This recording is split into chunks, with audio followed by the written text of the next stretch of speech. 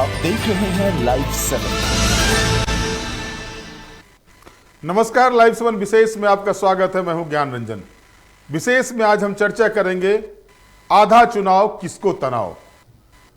जी हां, झारखंड के परिप्रेक्ष्य में अगर आप देखेंगे तो 4 चरणों में लोकसभा के चुनाव झारखंड में होने हैं, जिसमें से आज दूसरे चरण का चुनाव संपन्न हो गया। दूसरे चरण में झारखंड की 3 सीटों पर वोटिंग हुई है, चतरा, कोडरमा और हजारीबाग। इन 3 सीटों के ओवरऑल अगर आप वोट को देखेंगे तो 61.90% जो आंकड़े अब तक 5 बजे तक के आए हुए हैं उसमें 61.90% वोटिंग बताया गया है। इसका अनुमानित वोट है। लेकिन सबसे बड़ी बात यह आ रही है सामने कि पिछले चुनाव की तुलना में अगर तीनों लोकसभा क्षेत्र को अलग अलग रूप से देखते हैं तो पिछले लोकसभा चुनाव में जो वोटिंग परसेंटेज थे, प्रतिशत थे, उससे कम आंका गया है। खास करके अगर देखें आप तो चतरा में 4.5% से ज्यादा परसेंट कम वोट आए हुए हैं, इस बार वोटिंग हुए हैं। हजारीबाग में 1% कम वोट हुए हैं और कोडरमा में 5% कम वोट हुए हैं। ये वोटिंग कम क्या दिखलाता है, ये चर्चा का विषय बाद में बनता है, क्योंकि अब जो राजनीतिक गलियारे में जिस तरह से पहले होती थी कि अगर वोटिंग परसेंटेज बढ़ता था तो एंटी इनकम्बेंसी बताया जाता था और वोटिंग परसेंटेज घटता था तो उसमें कहा जाता था कि जो है वर्तमान है उसको फायदा होता है। लेकिन अब वो ट्रेंड लगभग से मान के चलिए वो खत्म हो चुका है। रहा सवाल कि आखिर इन 3 लोकसभा सीटों पर और एक सीट गांडे में भी विधानसभा का उपचुनाव हुआ, वहां पर 66% मतदान हुए हैं। तो अब रहा सवाल कि इन 3 लोकसभा सीटों पर क्या कुछ है जनता का मिजाज। जनता आखिर किसके सर पर पहनाने जा रही है ताज। क्या होगा इन 3 लोकसभा क्षेत्रों का चुनावी परिणाम जो 4 जून को आने वाला है। हमारे जो संवाददाता जिन जिन स्थानों पर सभी प्रखंड में आप अगर बात करेंगे तो हजारीबाग लोकसभा क्षेत्र में 5 विधानसभा क्षेत्र हैं, हजारीबाग, बरही, मांडू, बरकागांव और रामगढ़। इसके बाद चतरा में अगर आप देखें, चतरा, सिमरिया, लातेहार, पांकी और मनिका, यहां भी 5 विधानसभा के क्षेत्र हैं। वहीं कोडरमा में 6 विधानसभा के क्षेत्र हैं, कोडरमा, बरकट्ठा, बगोदर, जमुआ, गांडे और राजधनवार। अब जो आंकड़े वहां से आ रहे हैं, सबसे खुशी की बात भाजपा कैंडिडेट के लिए यह हो रही है कि आधी आबादी का बम्पर वोट उन्हें मिल रहा है। जो हमारे संवाददाताओं ने जो ग्राउंड रिपोर्टिंग के बाद जो हमारे पास जानकारी भेजी है उसमें साफ तौर पर यह कहा गया है कि आधी आबादी का वोट जो है सो वो जा रहा है भारतीय जनता पार्टी के पक्ष में, यानी रामलला के नाम पर आधी आबादी भाजपा के साथ दिख रही है। लेकिन इधर जो अन्य वोटर्स हैं, जो महिला के बाद जो चाहे वो युवा हों, पुरुष वोटर्स हों, उसका जो आंकड़ा आ रहा है, उसका जो वोटिंग पैटर्न सामने आ रहा है, वो कान खड़े कर रहे हैं। ऐसा नहीं है कि सिर्फ एक लोकसभा क्षेत्र में इस तरह की स्थिति बनी हुई है। कोडरमा हो, गिरिडीह, माफ कीजिए, कोडरमा हो, चतरा हो या हजारीबाग हो, तीनों ही जगहों पर यह चीज देखी जा रही है, ये बातें सामने आ रही है। अब पहले मैं आपको बता दूं कि हजारीबाग लोकसभा क्षेत्र में पिछले साल जो 2019 में चुनाव हुए थे, पिछले चुनाव में 64.85% मतदान हुए थे, 64.85%। लेकिन इस बार देखें वो 63.66% है, यानी 1.25% कम है। उस समय भाजपा के कैंडिडेट जयंत सिन्हा थे, बम्पर वोट मिला था उनको, 7,28,798 वोट मिले थे। और गोपाल साहू जो कांग्रेस पार्टी से उम्मीदवार थे उनको 2,49,250 वोट मिले थे। और आपको जब आंकड़ा देखिएगा जीत का तो वो भी आश्चर्य करने वाला है, 4,79,000 माफ कीजिएगा 548, 479,548, यानी ये आंकड़ा था। वहीं अगर आप कोडरमा की बात करते हैं तो कोडरमा संसदीय क्षेत्र में पिछले लोकसभा के चुनाव में 2019 के लोकसभा चुनाव में 66.68% वोट हुए थे। और इस वक्त जो अभी तक आंकड़े सामने आए हैं 5 बजे तक का, उसमें 61.60% है, यानी 5% वोट जो है सो कम हुए हैं, वोटिंग हुए हैं इस बार। पिछले चुनाव में अगर आप देखेंगे, आरजेडी से भाजपा ज्वाइन करने के बाद अन्नपूर्णा देवी को टिकट मिला था वहां से, और उस चुनाव में उनको बम्पर वोट आए थे। 7,53,016 वोट उन्होंने प्राप्त किया था, 7,53,016 वोट। और वहीं जेवीएम के बाबूलाल मरांडी उस समय चुनाव लड़ रहे थे कोडरमा संसदीय सीट से, जो अभी भाजपा के प्रदेश अध्यक्ष हैं, और अन्नपूर्णा देवी के लिए कैंपेनिंग कर रहे थे चुनाव में। उनको आया था 2,97,416 वोट। और भाकपा माले के तीसरे स्थान पर राजकुमार यादव थे, उनको 60-66 हजार के करीबन वोट आए थे। इनके जीत का अंतर अन्नपूर्णा देवी का था 4,55,600। मतलब कहते हैं ना कि एकदम बम ब्लास्ट वोटिंग जिसको कहते हैं, जीत का अंतर होता है, वो अंतर था इनका भी, जयंत सिन्हा का भी। अब हम चतरा की ओर चलते हैं। तो चतरा में 64.97% मतदान हुए थे पिछले लोकसभा के चुनाव में, 2019 के लोकसभा चुनाव में। और सुनील सिंह जो उस समय भाजपा के प्रत्याशी थे, उनको 5,28,077 वोट आए थे। और इस बार पार्टी ने सुनील सिंह को टिकट ना देकर कालीचरण सिंह को टिकट दिया है। और यहां पर भाजपा को थोड़ा सा कैंडिडेट को लेकर के यहां पर जो है सो स्थिति खराब हुई है भाजपा की। वो सर्वग्राही कैंडिडेट नहीं थे। मोदी जी के आने के बाद जो है सो वहां पर जो मोदी फैक्टर काम कर रहा था, तो आप कह सकते हैं कोई भी लोकसभा क्षेत्र झारखंड में ऐसा नहीं है जहां पर कि सांसद अपनी कमाई से अपनी जीत सुनिश्चित कर रहा है अगर मोदी फैक्टर साथ में नहीं हो। इसे कहने में मुझे कोई गुरेज नहीं है। जो स्थिति इस बार झारखंड के सभी लोकसभा सीटों पर भारतीय जनता पार्टी कैंडिडेट की दिख रही है। Without Modi nothing. With Modi है तो मुमकिन है, नहीं तो नहीं है। यह स्थिति सही मायने में झारखंड में दिखा कि मोदी जी के नाम पर ही जो है सो आखिरकार टर्नआउट इस तरह से भाजपा के पक्ष में हो रहे हैं। और ये सभी जगह से बातें सामने आ रही है। सभी जगह ये चीज कहा जा रहा है कि मोदी जी नहीं आते तो मुश्किल हो जाता। और दूसरा बड़ा फैक्टर राम मंदिर का सामने आ रहा है, खास करके चतरा, हजारीबाग और कोडरमा संसदीय क्षेत्र में यह फैक्टर जबरदस्त तरीके से काम कर रहा है।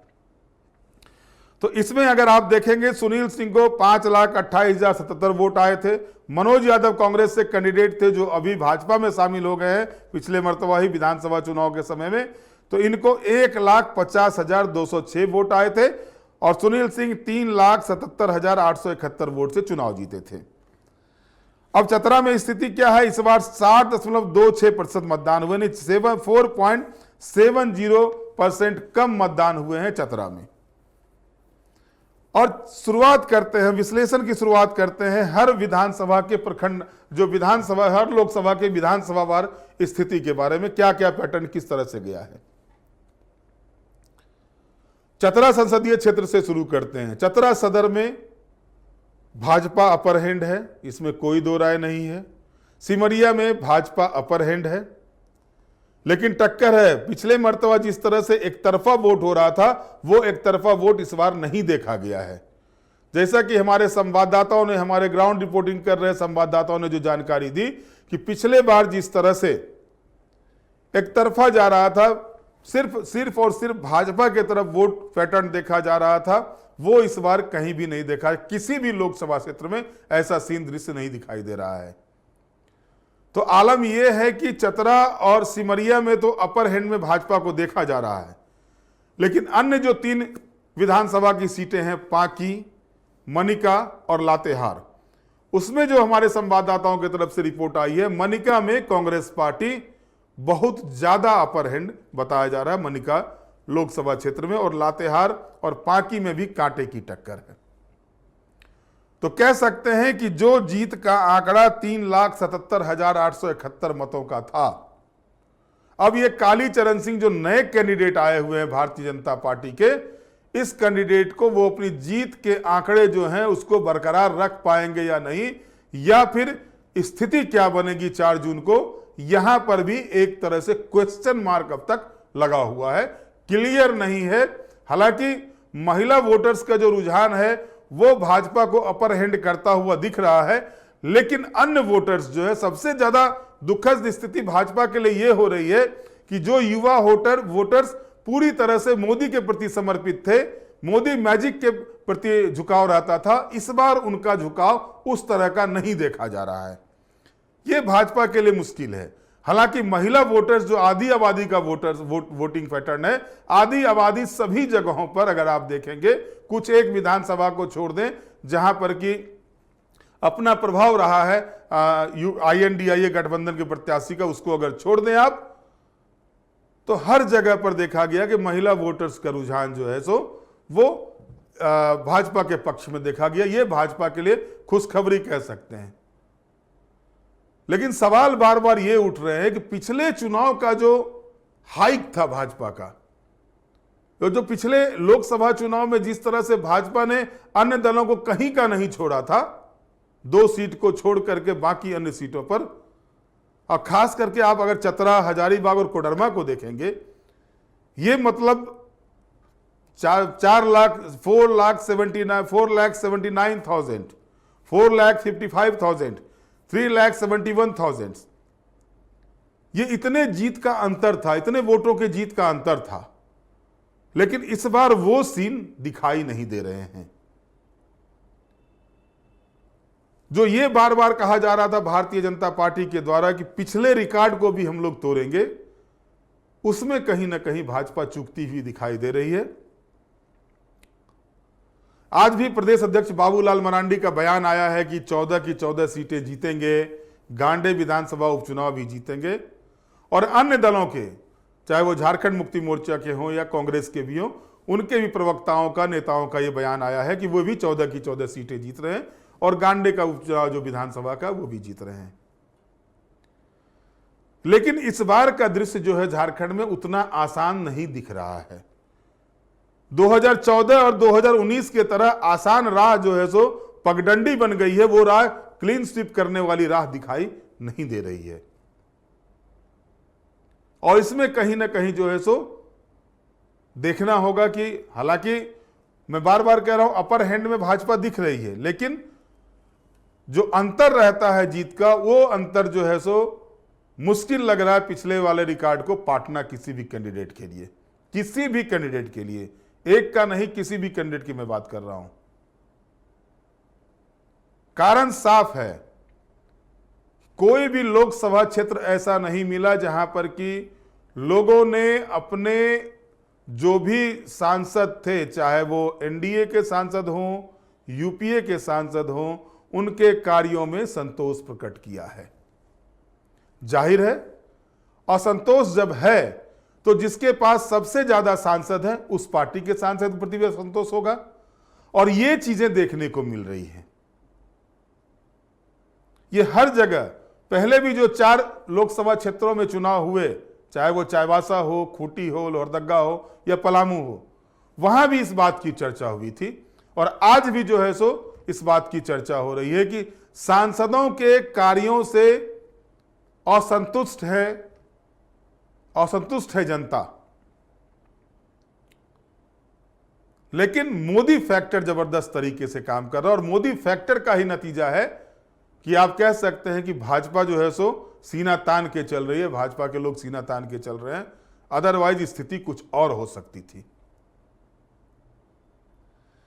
यह तो हुआ चतरा लोकसभा क्षेत्र का। हजारीबाग आते हैं। हजारीबाग सदर में भाजपा मजबूत है। बरही में भी कहा जा रहा है कि भाजपा जो है सो मजबूत है, लेकिन JBKSS के जो प्रत्याशी हैं संजय मेहता, उनके बारे में भी ये सूचना आ रही है, वो भी कुछ वोट वहां पर जो है सो काटे हैं। अब वो किसका वोट काटे हैं ये देखना दिलचस्प होगा। मांडी को यार आते हैं तो मांडू में JP पटेल को आगे बताया जा रहा है। बरका गांव में भी JP पटेल को आगे बढ़ा बताया जा रहा है। रामगढ़ में भाजपा और कांग्रेस के बीच में सीधी सीधी लड़ाई है, 50-50% की लड़ाई है। अब देखना होगा कि JP पटेल जो पहली बार पारी खेल रहे हैं, 2-2 विधायक जो है सो सांसद का चुनाव लड़ रहे हैं, दोनों ही पहली पारी खेल रहे हैं। जयंत सिन्हा के टिकट को काट करके मनीष जायसवाल को टिकट दिया गया है। तो जो मोदी के मनीष हैं वो क्या कमाल कर पाते हैं ये देखना दिलचस्प होगा। लेकिन टक्कर यहां भी कांटे की है, और जो जानकारी मिल रही है, जो पिछला 479 का जो रिकॉर्ड है 4,79,000 का, वो रिकॉर्ड तोड़ पाएंगे या नहीं तोड़ पाएंगे मनीष जायसवाल, इस पर संशय कायम है। कोडरमा संसदीय क्षेत्र में आते हैं तो कोडरमा जो विधानसभा का क्षेत्र है वहां पर भारतीय जनता पार्टी मजबूत स्थिति में है। बरकट्ठा में भारतीय जनता पार्टी मजबूत स्थिति में बताई जा रही है। गांडे में जबरदस्त टक्कर है भारतीय जनता पार्टी और माले के बीच, विनोद सिंह के बीच में। बगोदर में विनोद सिंह अच्छे कंडीशन में है। जमुआ में भारतीय जनता पार्टी अच्छी स्थिति में है। वहीं राजधनवार में कांटे की टक्कर दोनों ही दलों में हो चुकी है। ये हमारे जो इनपुट्स आए हुए हैं उस इनपुट के हिसाब से हैं। अगर पिछले बार की आप तुलना करते हैं तो सभी जगहों पर, सभी पॉकेट में अगर आप देखेंगे तो भारतीय जनता पार्टी के पक्ष में बम्पर मतदान हुआ था।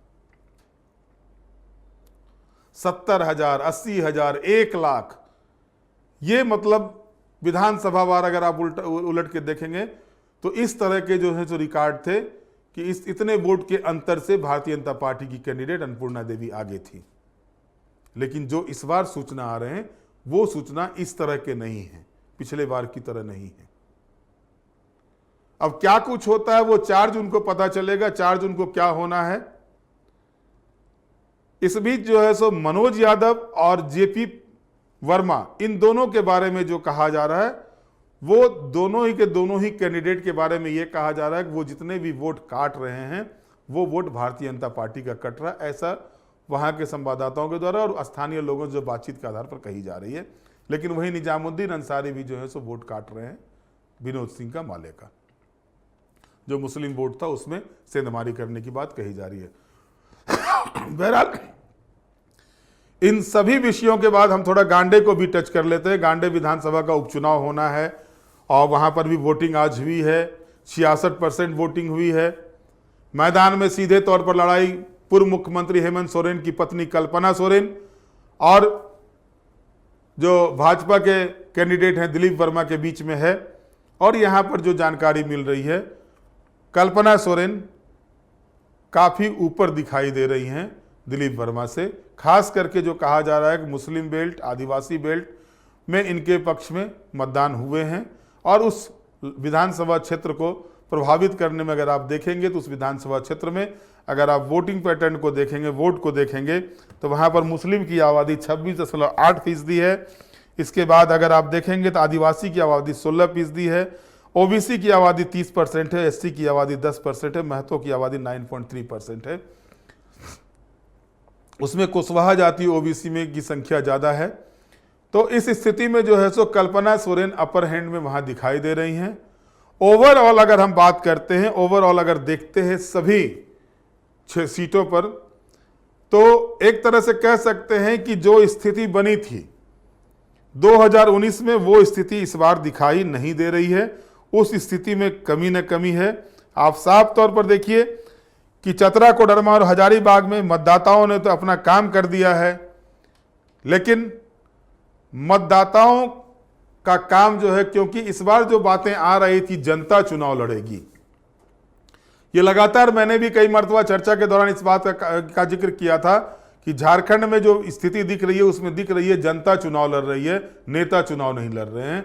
और जनता चुनाव जब लड़ती है तो जनता बहुत सोच समझ के चुनाव लड़ती है, कार्यों का आकलन करती है। और कार्यों की आकलन की अगर हम बात करते हैं तो जो निवर्तमान सांसद होते हैं, जो प्रतिनिधि होते हैं, उनके कार्यों का आकलन किया जाता है। और उस कार्यों के आकलन में अगर आप देखेंगे तो 14 में से 12 सीटें एनडीए गठबंधन के पास थे, 11 भाजपा के, और 1 सीट जो थी गिरिडीह की वो आसू के पक्ष में थे। तो इस हिसाब से अगर आप पूरे तौर पर देखेंगे तो अगर कार्यों का आकलन हुआ होगा तो जनता जरूर, जो जनता चुनाव लड़ रही है उसमें जनता बहुत कुछ कार्यों का आकलन की होगी। अब इसके बाद परिणाम क्या आते हैं ये तो 4 जून को ही पता चलेगा। लेकिन अगर एक शब्दों में कहा जाए तो जो स्थिति दिखाई दे रही है झारखंड में, उसमें क्लीन स्वीप की नौबत कहीं पर भी दिखाई नहीं दे रही है। ये अगर कहा जाए कि फलाना पार्टी क्लीन स्वीप कर रहा है तो ये कहना जल्दबाजी होगी, क्योंकि जिस तरह से मतदाताओं ने इस बार वोट कास्ट किए हैं वो कहीं पर भी क्लीन स्वीप की स्थिति बताने का जगह नहीं दे रहा है, बताने की जगह नहीं दी जा रही है। तो ऐसी स्थिति में अगर आप देखें कि भारतीय जनता पार्टी को अगर फायदा होता है तो उस फायदा में आधी आबादी का बहुत बड़ा योगदान होगा और आधी आबादी के माध्यम से ही भारतीय जनता पार्टी इस चुनाव में जो 4 जून को परिणाम आने वाले हैं, इसमें वो दिखाई देंगी आपको। वो आगे हैं या रुकती हैं, ब्रेक लगता है उनकी जीत पर, ये सारे कुछ दिखाई देंगे। लेकिन 100 बात की एक बात अगर आप करेंगे तो आज भी अगर भारतीय जनता पार्टी चुनाव जीतती है तो भारतीय जनता पार्टी की जीत में सबसे बड़े खेवनार अगर कोई हैं तो वो हैं प्रधानमंत्री नरेंद्र मोदी, और उनके नाम पर ही आज भी वोट पड़ रहे हैं। क्योंकि जो बातें क्षेत्र से, जो बातें लोकसभा क्षेत्र से, विधानसभा क्षेत्र से, ग्रामीण क्षेत्रों से आ रहे थे, कहीं ना कहीं नाराजगी मतदाताओं में, जनता में, जो अभी के सांसद हैं उनके प्रति दिखाई दे रही थी। और ये फैक्टर को थोड़ा अगर पाटा है, इस फैक्टर को पाटने में अगर सफल हुए हैं तो वो प्रधानमंत्री मोदी, और उसी का नतीजा है कि Bharatiya Janata party upper hand में दिखाई दे रही है, प्रतीत हो रही है। लेकिन 4 जून को ही फैसला होगा कि इस जनता के इस चुनाव में जनता किसके साथ है। बहरहाल आज के विशेष में इतना ही। आप हमारे साथ जुड़े रहें, हमें लाइक करें, सब्सक्राइब करें। बहुत बहुत धन्यवाद। नमस्कार।